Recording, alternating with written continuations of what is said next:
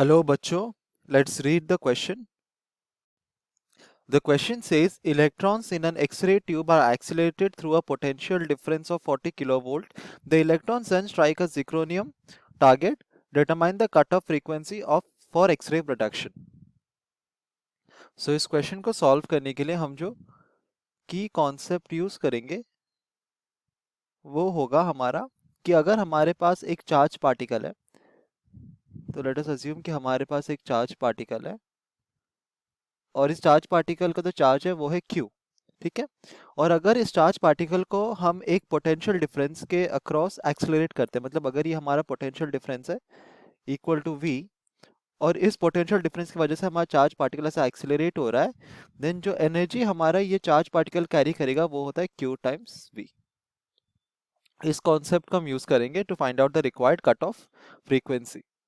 तो क्वेश्चन में हमें कहा गया कि हमारा जो एक्सेलरेटिंग पोटेंशियल डिफरेंस है, तो हम लिख सकते हैं V नॉट जो है वो है इक्वल टू 40 किलो वोल्ट, जो कि हो जाता है 40,000 वोल्ट्स।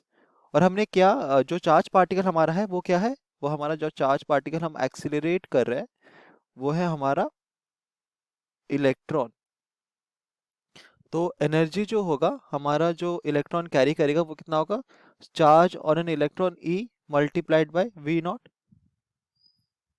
तो ये हो जाता है क्या, 40,000 इलेक्ट्रॉन वोल्ट।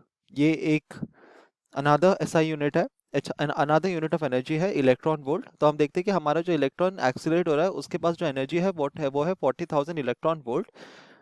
तो अगर हमको कट ऑफ फ्रीक्वेंसी निकालना है तो पहले हम क्या करेंगे, हम पहले कट ऑफ वेवलेंथ निकालते हैं। तो कट ऑफ वेवलेंथ जो होगा,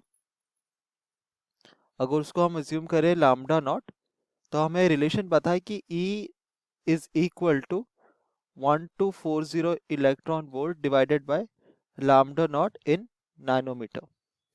तो हमारा एनर्जी भी इस केस में इस रिलेशन को सेटिस्फाई करने के लिए हमारा एनर्जी जो होना चाहिए वो इलेक्ट्रॉन वोल्ट के टर्म्स में होना चाहिए। तो हमको कितना मिलता है, 40,000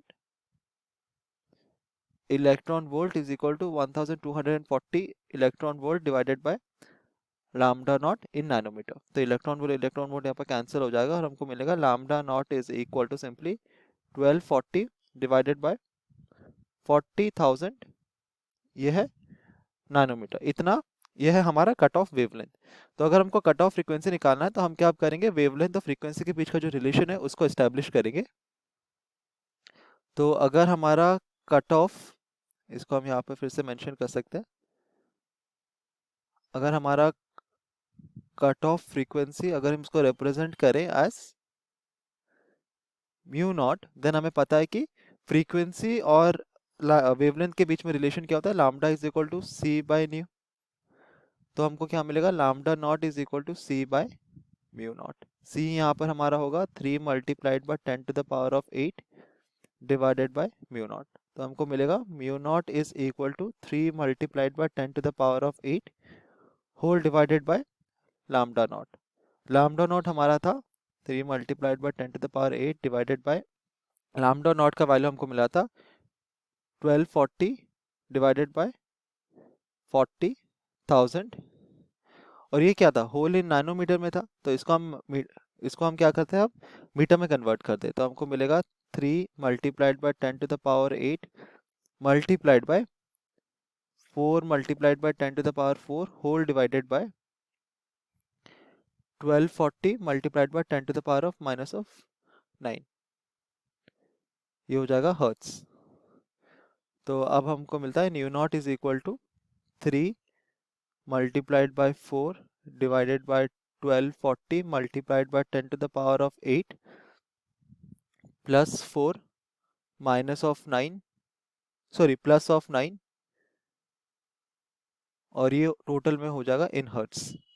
तो अगर हम ये कैलकुलेट करेंगे तो हमको जो कट ऑफ फ्रीक्वेंसी का वैल्यू मिलेगा वो होगा इक्वल टू, तो ये हो जाएगा 9.7 multiplied by 10 to the power of 18 hertz. तो ये होगा हमारा required cut off frequency in order to produce X-rays. तो ऑप्शन सी हमारा करेक्ट ऑप्शन है, हम देखते हैं यहाँ पर। Hope you understood it well, best of luck.